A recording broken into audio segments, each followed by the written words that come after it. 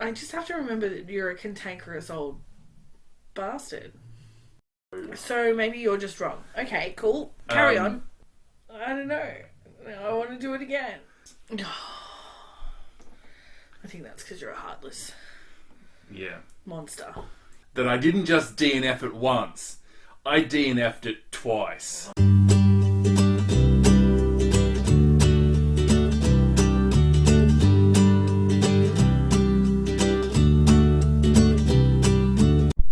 Hello, booktube. I'm Scott. We're gunpowder.fiction.and.plot. Now, a few weeks ago, Nelle took over my audiobook selection and picked 6 audiobooks that she thought I would like. I'm going to insert that video in now. We're shooting on a funny angle today because we film on Nelle's computer and Nelle needs to read her computer. Yeah, I need my list. I haven't read any of these. Yeah, I think that this was the most brave of your decisions to recommend books that you have yet to read. It's very hard to find books that I have read that I think are 5 stars that you haven't already read. That is true. Because if I think it's a good book, you read faster than me, so you've pretty much read all of the things. All right. What are the 6 books you've actually picked for me? The 6 books I've actually picked for you. Oh, Bunny. This is on my radar. Oh, Bunny. This is on my radar also. I don't know if I would like this book, but it's definitely... It's going to be one or the other. I think that I might end up with a score of 15 at this game, because I have really gone hard for books that I think you will fucking love, or they won't be successful. You've not tried to get the highest average, you've tried to get the highest number of 5 stars. That's really what I'm going for. Okay. I'm actually really happy. That is honestly how I pick most of the time. Sometimes I would just pick a safe book because I'm in a rut. Yeah. Or I'm a bit... I think of these 6, there's one that's relatively safe that I think you'll just score highly, and the rest you'll either 5-star or DNF. Yeah. I'm really happy to churn out a few 1 stars if I get a few 5 stars. Is my general theory. So, Bunny by Mona Awad. Tell me about this book. Why do you think that this is a 5-star for me? So this is a woman from the perspective of a woman who goes to university, and she refers to the other women at university as bunnies because I guess they're dumb like bunnies, like they're little copies of each other, and the implication is that they're vapid. Yeah. And then she gets involved with the bunnies and their smut salon, and apparently that escalates to a point where it's sort of contradictory to her outside life in some way. It sounds horrible in just the right way. I think the reason I picked this is because I think that this is one of those female experience stories that will potentially have new ideas for you, and I think that is definitely a theme and things you like. It's potentially super dark, and I think a good story that is ideas focused is a bit of a wheelhouse for you. So yeah, if you can give me ideas that are new and good stories that are ideas focused is good. But good characters is also important too. But how would you know that from the synopsis? You can never know that until you know that. Number 2. Oh yes, I wanted to read this for a while. Milk Fed. This is a book about food and control, essentially, from what? It's the book with the ugliest picture of a boob you can imagine on the cover. I mean, that's what I think of it whenever I see somebody on BookTube talk about like, it. Is that a boob? That's a horrible boob. Readers also enjoyed The Memory Police. That was a terrible book. So you never know. Anyway, why did you pick this one? I picked this one because it's about food and control, and the author wrote The Pisces, which I've heard wicked things about, but I think this is more your subject matter. The Executioner's Song by Norman Mailer. Don't know this one at all. Okay, so this is the winner of the 1980 Pulitzer Prize. Ooh, it's a blast from the past. It's a blast from the past by Norman Mailer, who I don't think is necessarily the most Scott-friendly author. But it's about a man who is convicted of murder and then literally fought the system to hasten his execution date. He fought for his own execution. Oh. Yeah. Why did he do that? Because he did the crime and he felt guilty, or I don't because know. he didn't want to? You don't know. I guess we'll find out when I read it, won't I? Yeah, so this is an exploration of that story and of the people who are involved in the legal battle and all that sort of stuff. What an interesting premise. Yeah, all right, I'm down with that. Yeah. A Horse Walks into a Bar by David Grossman. Sounds like it's funny. This is the story of a stand-up comedian having a mental breakdown on stage. Brilliant. I'm down for that. Don't need to tell me anything more. I want to read that. Yeah, I knew you would. I knew you would. That's just flat out a Scott pick. This is the one that I think Henry James is guaranteed to get a relatively high star rate. I don't think this is polarizing. The Turn of the Screw by Henry James. You know, I've read Henry James before. Did you enjoy it? No. I didn't hate it, though. I just found it average. This is 121 pages. Yeah. And I wouldn't think Henry James. I would think Shirley Jackson. Yeah, this is the one about the boys in the tower, isn't it? It's about two kids. I think it's a boy and a girl. Oddly silent children. And there's sort of an evil presence, and the kids are creepily not afraid of it. It sounds like a solid read. Maybe I'm getting Henry James mixed up with somebody else, because that's not the sort of Henry James book I've read. It's certainly not what I associate the name Henry James with. Yeah, I've read What Maisie Knew, which was about a child whose parents were fighting and going through Yeah, like more of a domestic thriller sort of deal. Yeah. Yeah. And Lucky Last is the 4 books by Lianke. Winner of the prestigious Fran Kafka Award. You've really picked something risky here. Fran Kafka and Scott are not things that go together. Oh, well, I didn't see that. That's not where I got it from. No. I know I said I looked at prizes, but this was actually a finalist for the Mad Booker International. So why have you picked this one? This is about Chinese communism. It's about academics during the Cultural Revolution trying to earn their freedom by being good little communists and harvesting wheat. Yeah. And then the Great Famine hits, and they're told to plant the wheat too close together and stuff? no, they're abandoned. Oh. They're left on this agricultural land that's not producing anything because there's a huge agricultural, like the weather's not right or something, but there's like a 3-year-long famine in the middle of the Cultural Revolution. And so they're forced to eat like bark and dirt and stuff. Yeah, but it's told from the perspective of 4 different academics, and each academic structures their section to echo one of the 4 books of Chinese literature.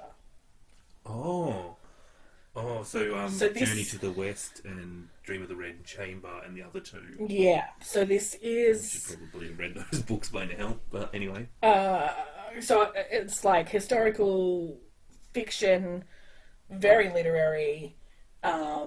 It's about communism and also bleak as fuck. All right. Well, that's 6 books, isn't it? That's the 6. Oh.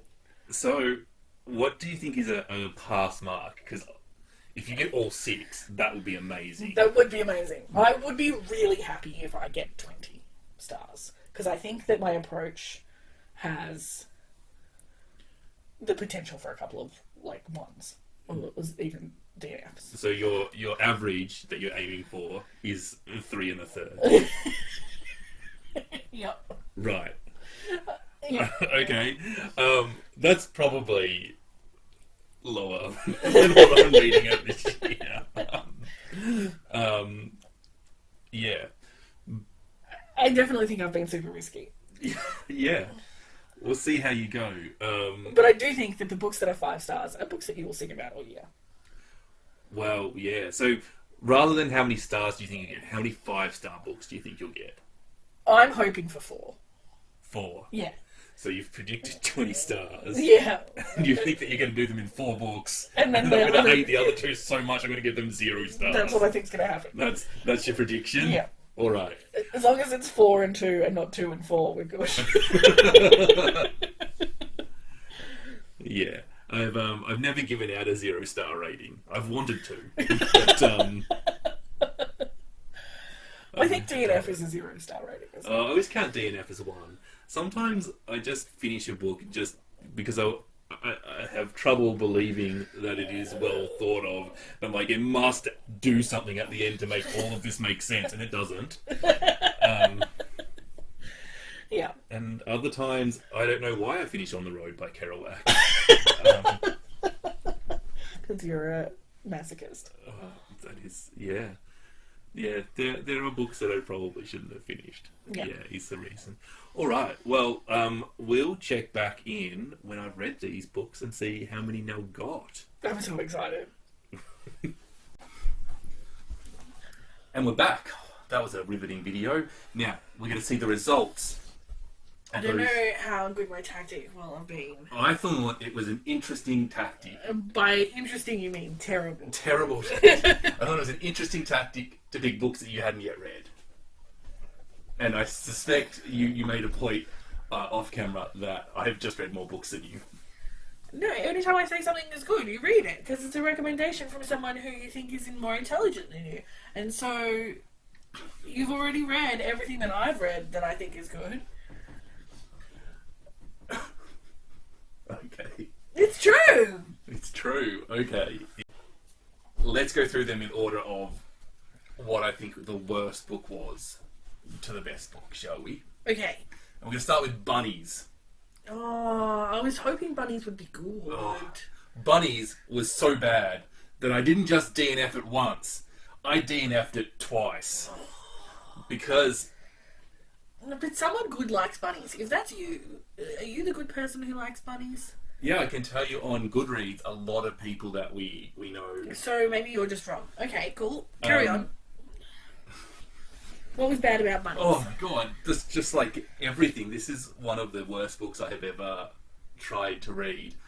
The premise of this book is that this girl gets like brainwashed into this other group of girls who call themselves bunnies, and they form some sort of witchy convent thing where they turn bunnies into boys, and when they get that wrong, they explode all over them.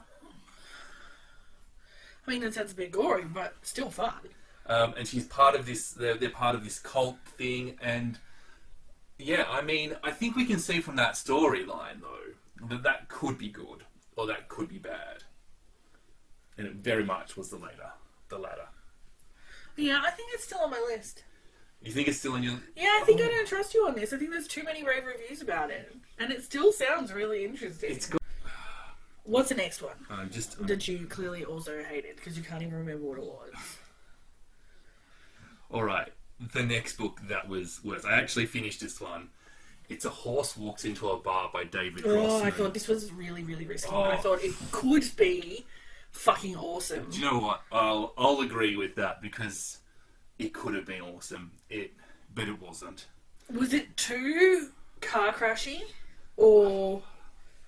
But you like that. You like Peep Show. No, it was not too car crashy. It was just crap. I did not get a feel of the protagonist, of the character in this. So the whole thing is a stand-up set. Yeah. Right? So I would expect the jokes in the stand-up set to at least, like, if you're going to write a stand-up, if your whole book is going to be a stand-up set, make sure I haven't heard the jokes before. Right? And if you're going to borrow jokes, try to borrow better ones. Like that's like, if you, I know that this is a literary fiction and not a comedy, but I really think... Isn't it supposed to be about him having a mental breakdown on stage? Like, to be honest, if I was having a mental breakdown, I probably wouldn't be delivering my A material. Like...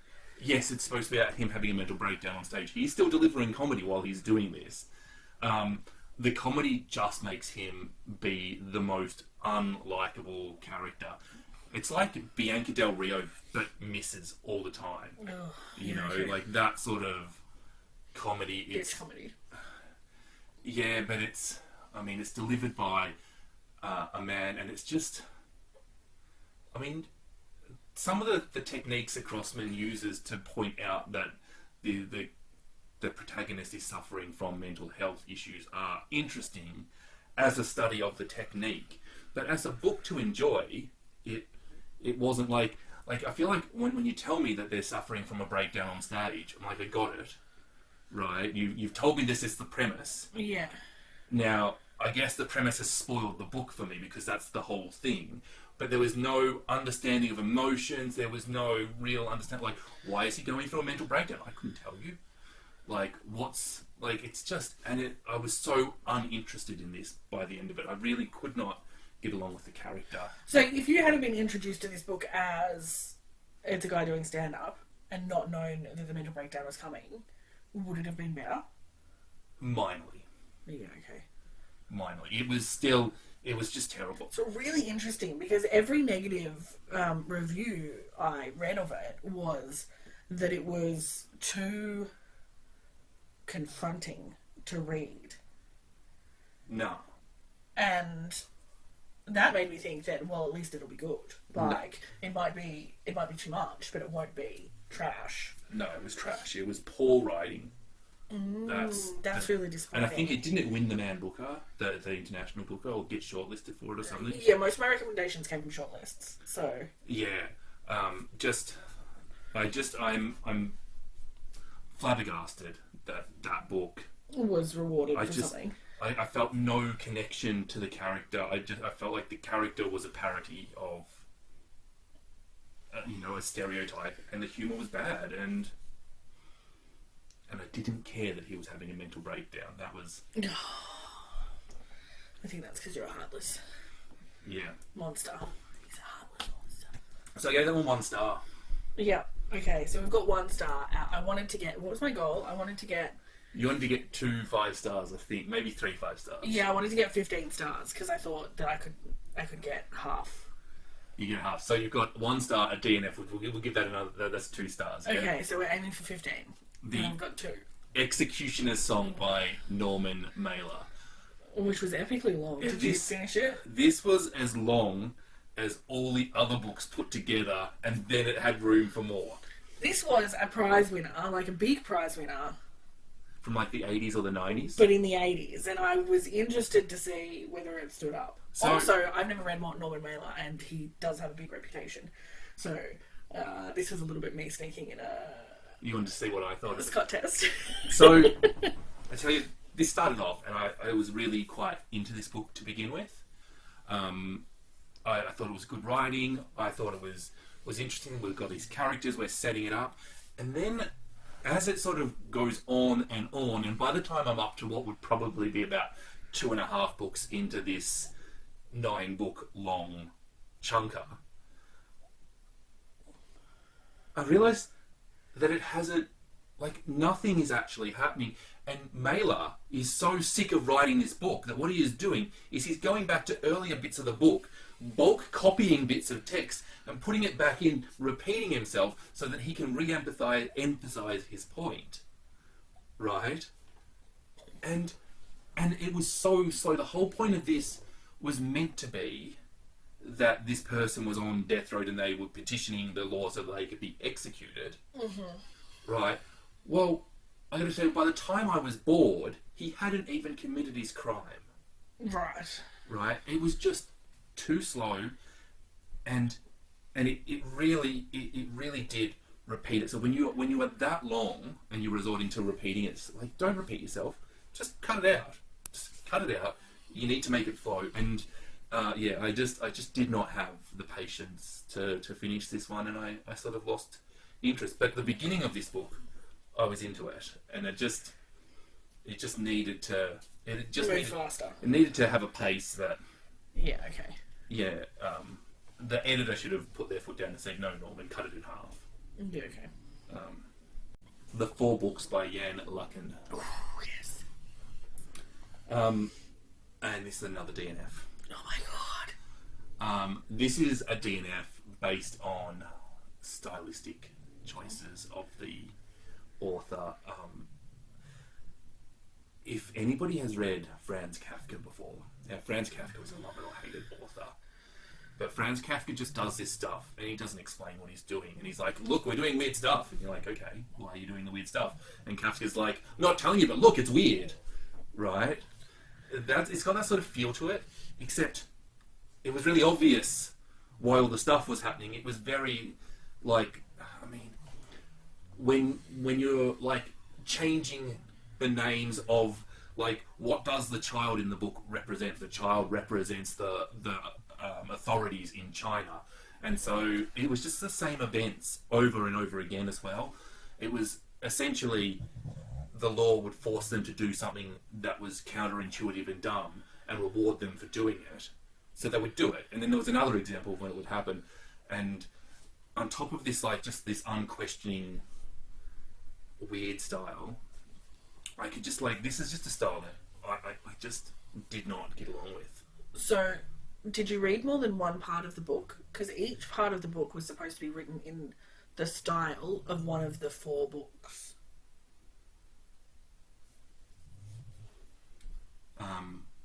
I did DNF this one pretty quickly, so I suspect I didn't. Yeah, okay. So I'd be interested for you to go back, especially if we had a print copy, and I know you audiobooked it, and, like, read the start of part 2. I might have got to the start of part 2, actually. Yeah. I might have got into the second part. I'm not actually sure. And I've since returned the audiobook that I DNF, because that's what I do to audiobooks. I DNF. Yeah. When I buy through Audible. Yeah. Because I'm screw Audible. Yeah, I agree.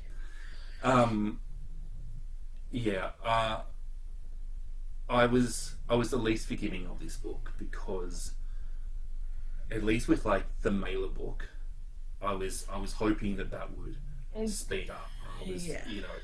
I knew what I wanted fixed, and I knew that could, like, the pace of a novel does actually change throughout the novel. Yeah. And even with the horse walks into a bar book, I could see that book becoming good if there was a few things changed about it, or there were payoffs on things, or whatever. But this one was not good. This one was like, it's not like, I've gone from worst to best, right? This one was just, I just knew that I wasn't gonna get on with it, and I knew it wasn't gonna be the worst book, but I just wasn't interested in it. I'm sorry. I don't know why you're apologising to me. Yeah. All right. Second best book. Okay, so at the moment you got 4 stars. We got 2 books to go.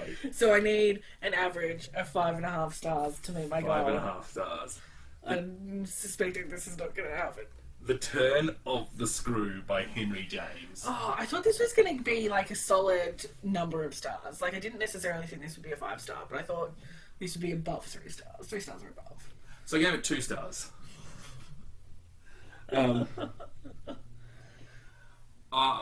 I can see this is a horror book. It's sort of...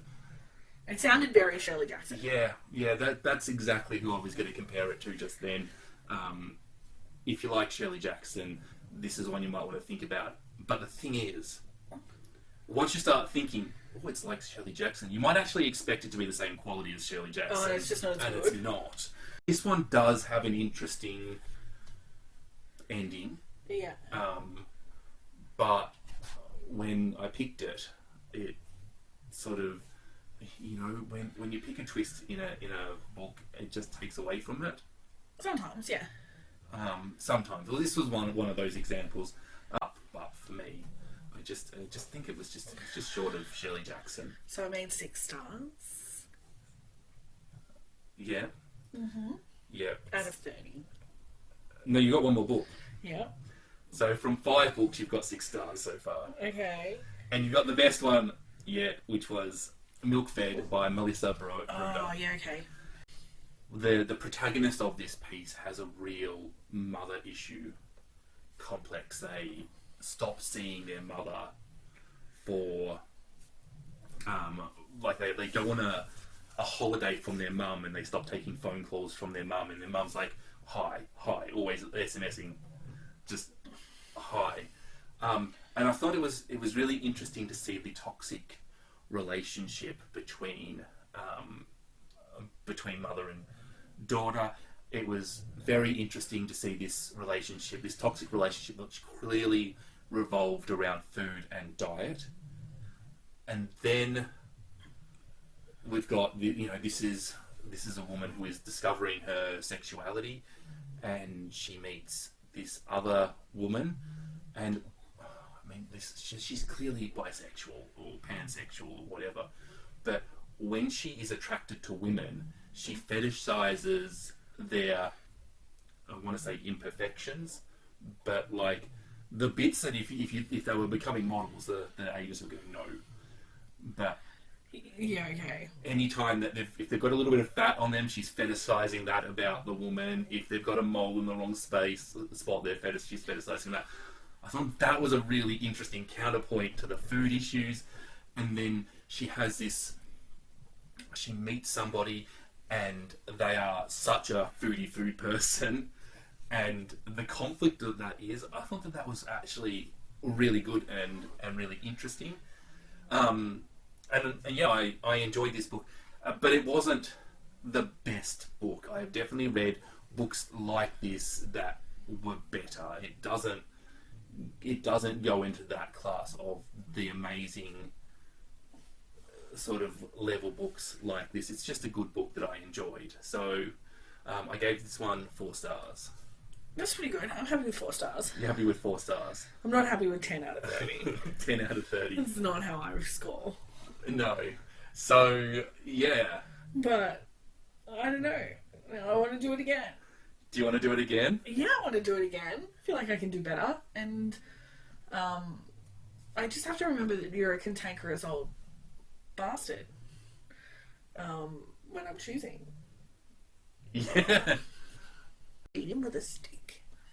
Beat him with a stick. So, yeah, I guess you could say that when it comes to picking books, I'm cantankerous, and you got it wrong. I did get it very wrong, but I knew that my approach was very risky. I was like, these are all books that I think you'll either 5-star or hate. Like, I did think that their potential for 5-starriness came from the fact that they were weird.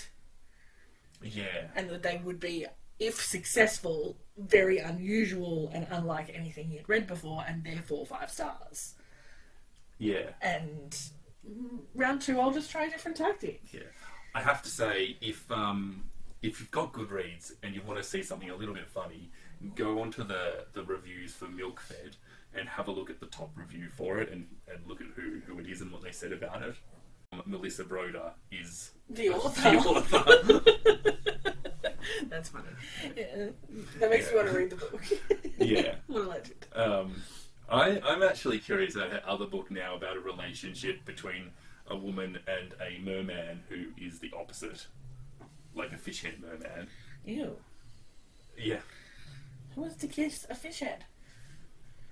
I mean, not that you want to have sex with a fish penis.